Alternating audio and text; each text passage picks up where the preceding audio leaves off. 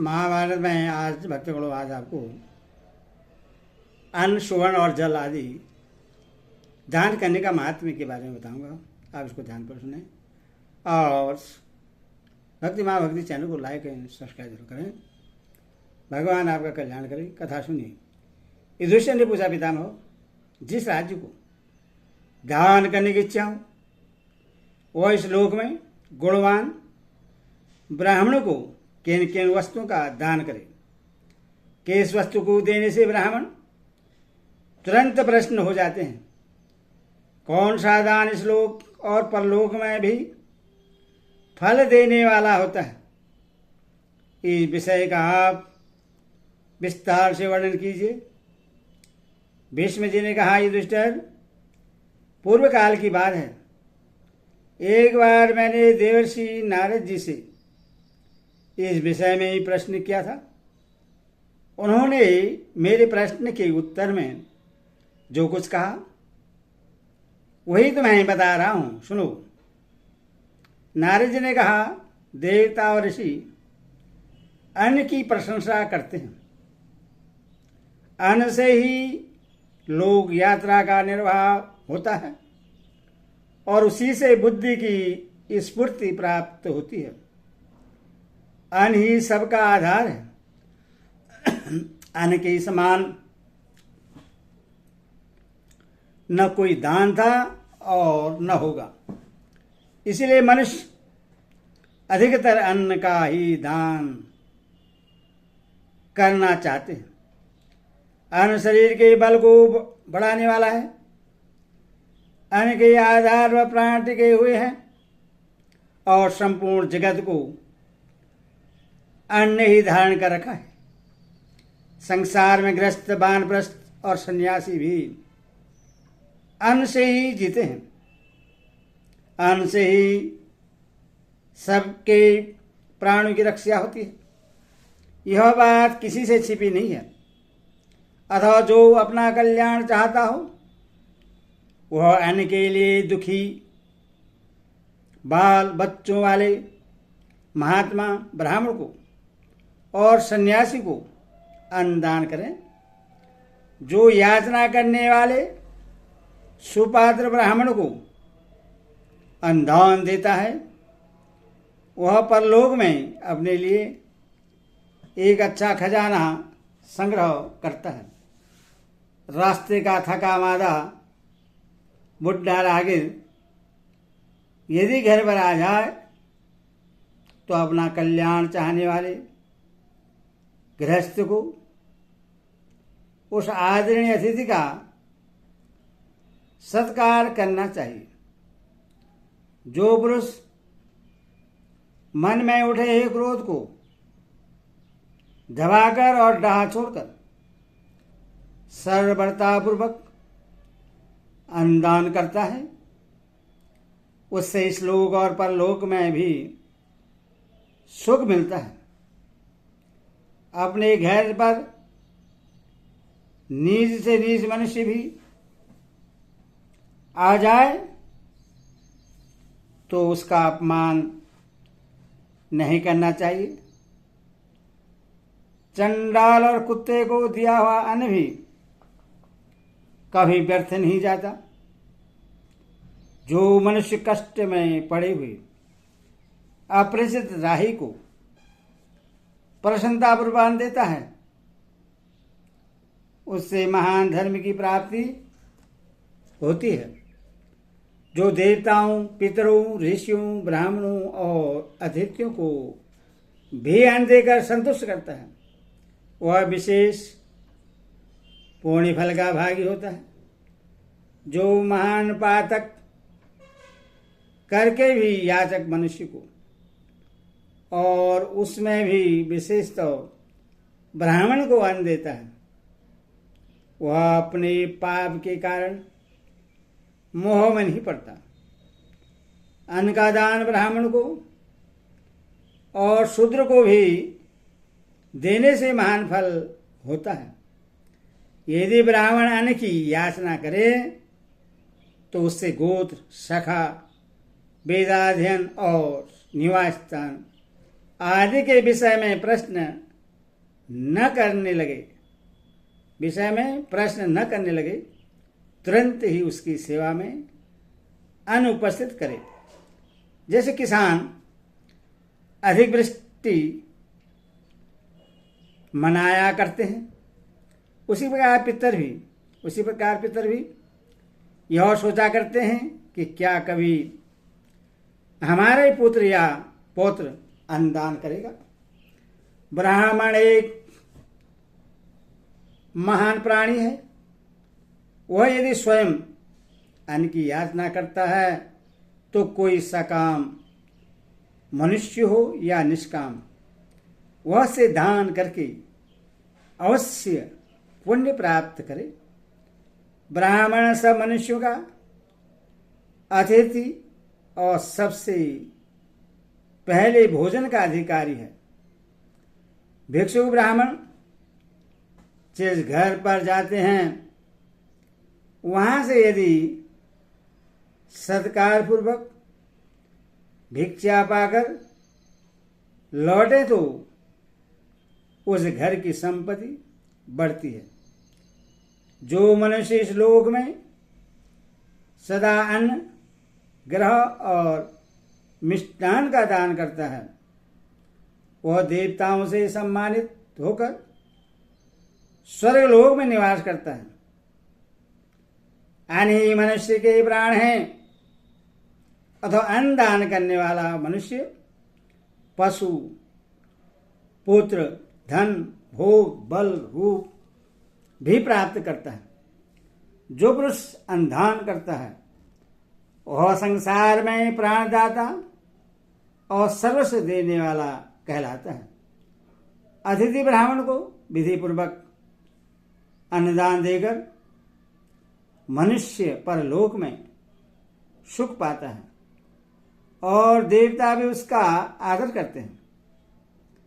युधिष्ठिर, ब्राह्मण सर्वश्रेष्ठ प्राणी और उत्तम क्षेत्र है।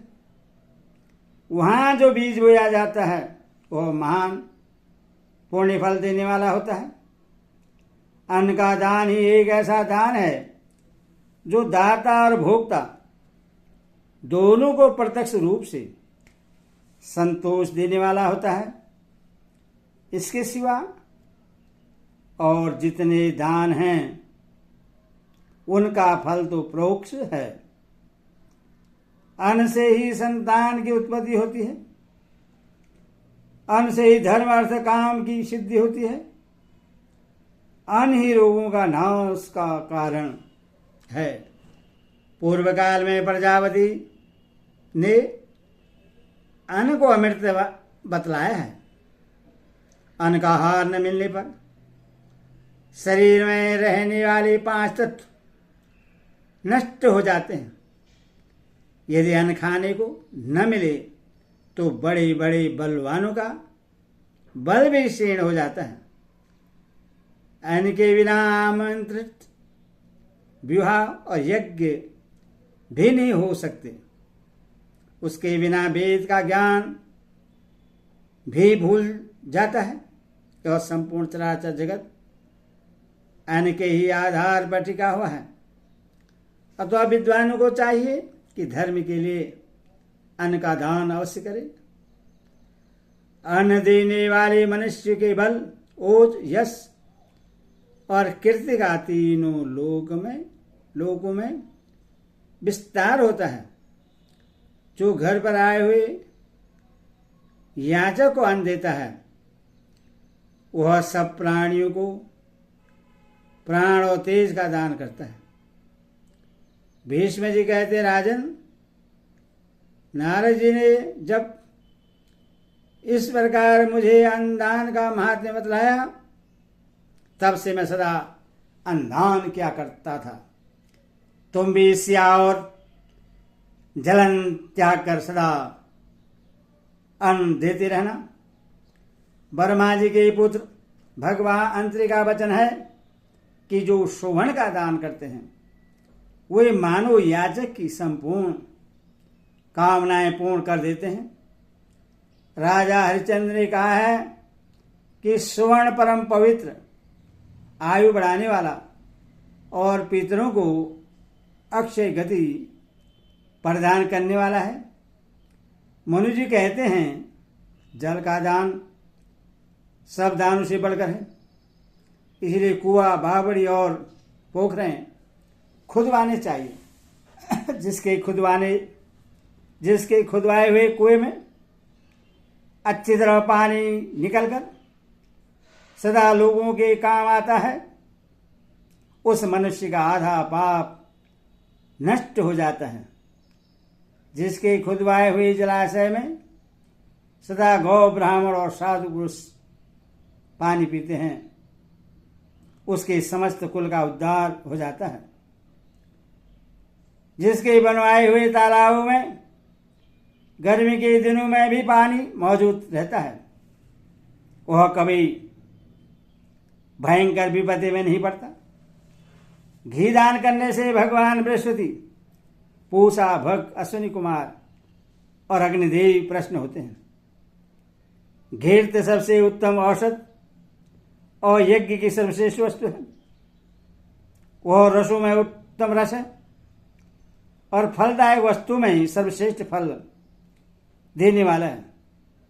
जिससे फल, यश और पुष्टि प्राप्त करने की इच्छा हो, वह पुरुष मन को वश में करके पवित्र भाव से प्रतिदिन ब्राह्मणों को घृत दान करे। जो अश्विनी के महीने में ब्राह्मण को घृत दान करता है, उससे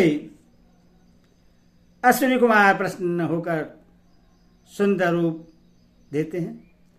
जो घी मिलाया हुआ खीर ब्राह्मणों को भोजन कराता है, उसके घर पर कभी राक्षसों का आक्रमण नहीं होता। जो पानी से भरा हुआ कमंडलू दान करता है, वह कभी प्यास से नहीं मरता। उसके पास सब प्रकार की आवश्यक सामग्री मौजूद रहती है और वह संकट में नहीं पड़ता। जो अत्यंत श्रद्धा से युक्त होकर ब्राह्मण के समक्ष विनय युक्त व्यवहार करता है, वह दान के छठे अंश का पुण्य प्राप्त करता है। जो सदाचार संपन्न ब्राह्मणों को भोजन बनाने और तपाने के लिए लकड़ियां देता है, उसकी सभी कामनाएं और नाना प्रकार के कार्य सिद्ध होते हैं तथा वह शत्रु के ऊपर रहकर अपने तेजस्वी शरीर से दीप्तमान होता है। इतना ही नहीं, उसके ऊपर सदा अग्निदेव प्रसन्न रहते हैं। उसके पशुओं की हानि नहीं होती और वह संग्राम में विजयी होता है। जो पुरुष छाता दान करता है, उससे पुत्र और लक्ष्मी की प्राप्ति होती है। उसके नेत्र में कोई रोग नहीं होता और उससे सदा यज्ञ का भाग मिलता है। जो गर्मी और बरसात के महीने में छाता दान करता है, उसके मन में कभी संताप नहीं होता। कठिन से कठिन संकट से भी वह शीघ्र ही छुटकारा पा जाता है। सांडल्य ऋषि का वचन है कि रथ या बैलगाड़ी का दान उपयुक्त सब दानों के बराबर है। युधिष्ठिर ने पूछा, पितामह, गर्मी के दिनों में जिसके पैर जल रहे हों, ऐसे ब्राह्मण को जो जूता पहनाता है, उसको क्या फल मिलता है?